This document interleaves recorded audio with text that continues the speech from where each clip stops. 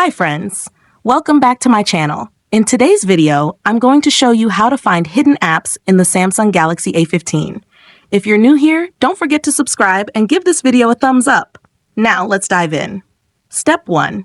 First, unlock your phone and open the Settings application. This is where you can find various customization options for your device, including display settings, security settings, and accessibility features.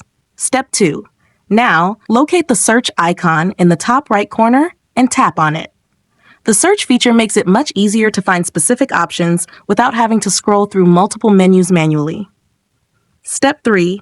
In the search bar, type Hide Apps on Home and Apps screens and wait for the search results to load.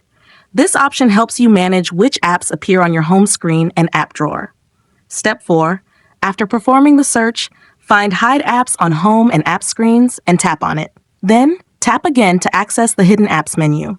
Step 5. For the last and most important step, you'll see a list of all hidden apps.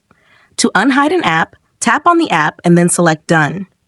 The app will instantly reappear on your home screen or app drawer. If you found this tutorial helpful, don't forget to give it a thumbs up and subscribe to my channel for more great tips.